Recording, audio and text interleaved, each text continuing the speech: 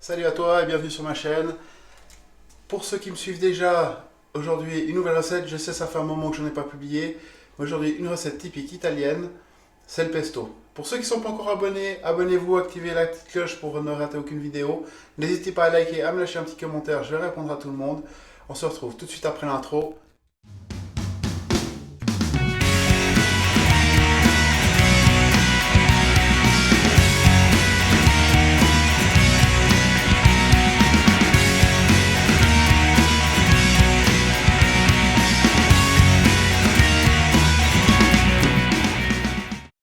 Voilà les amis, pour cette recette on aura besoin de pignons. J'ai pris à peu près 50 grammes là, que j'ai fait torréfier.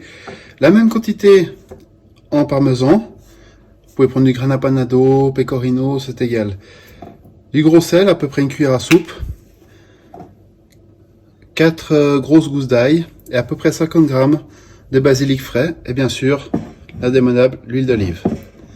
Et vous pouvez faire ça en plusieurs étapes. Ou au mortier, au blender, ou au mixeur comme moi je vais vous montrer. Les étapes sont toutes les mêmes. D'abord on va commencer par les parties sèches. Ensuite on va commencer, on va commencer avec les parties sèches. Donc ça et l'ail. Le parmesan on se le garde pour après. Et ça c'est la chose qu'on va mettre en dernier juste avant de mettre l'huile. Parce qu'autrement ça va créer une oxydation sur les feuilles. Ce qui va créer une sorte d'amertume. Donc on va éviter. Donc voilà, on se retrouve tout de suite pour la suite des opérations. C'est ça que j'aime bien dans les recettes à l'italienne, c'est qu'en général c'est très peu d'ingrédients mais des bons ingrédients. Et en général, ça se passe toujours bien. Pour le pesto, moi personnellement, les pignons, je les ai fait torréfier. Donc, je vais les ajouter à l'intérieur. Je vais rajouter l'ail, le gros sel, et je vais commencer à mixer. Le but c'est d'atteindre une purée.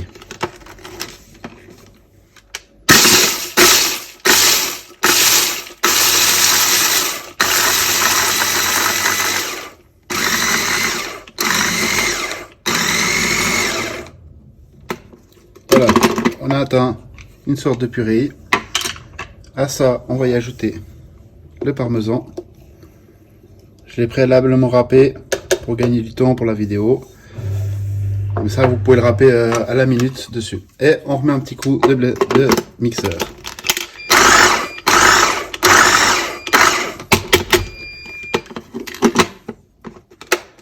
Voilà, cette étape terminée, on va commencer à mettre les feuilles de basilic. Ça sert à rien de les mettre tous en même temps. Faites petit à petit. Hein. Si vous voulez, vous pouvez mettre un petit tour de moulin à poivre. Oh bah d'ailleurs, je vais le faire maintenant. Comme ça, c'est fait.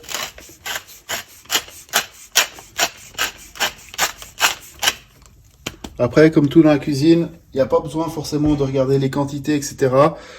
C'est un petit peu intuitif. Donc, après, vous pouvez arranger à votre goût, etc. Là, je vous montre la recette traditionnelle que ma grand-mère m'avait appris. Donc, on ferme notre blender.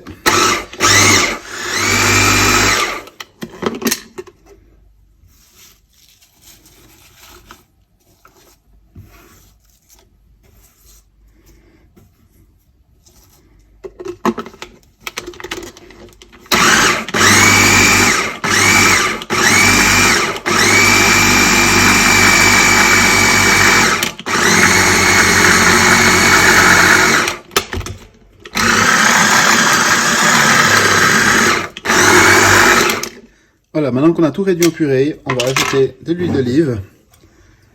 On va pas en mettre trop, c'est pas le but.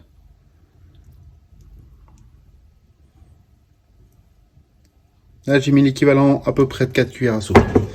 Après, il faudra gérer par rapport à la consistance que vous voulez, si ce soit un peu plus sec, un peu plus humide.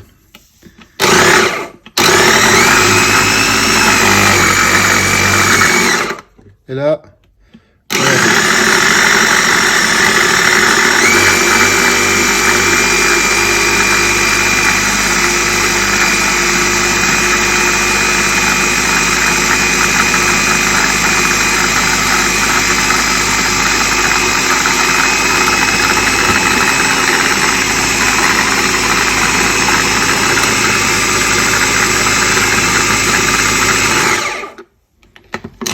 Et normalement, quand vous arrivez là, regardez ça, c'est magnifique. On prend une petite maryse et on va nettoyer tout ça.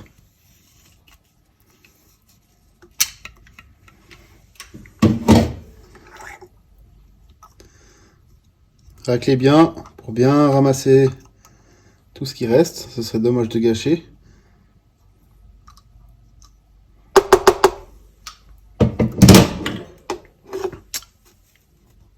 Alors, à ce stade, notre pesto il est prêt. Vous pouvez le garder au frigo 2-3 jours. Quand il commence à foncer un petit peu, c'est qu'il arrive au bout. Vous pouvez également directement le congeler en sachet déjà prêt pour 1 ou 2 portions. Et puis, bon appétit, profitez bien.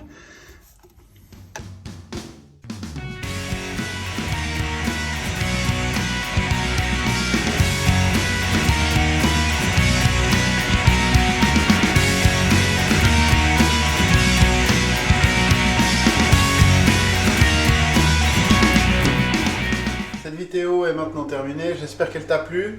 On se retrouve la semaine prochaine pour une nouvelle vidéo. N'oublie pas de t'abonner, de liker et de lâcher un petit commentaire. Comme d'habitude, j'ai oublié de dire au départ, les ingrédients de la recette sont tous en description. Et on se retrouve la semaine prochaine pour une nouvelle recette saveur.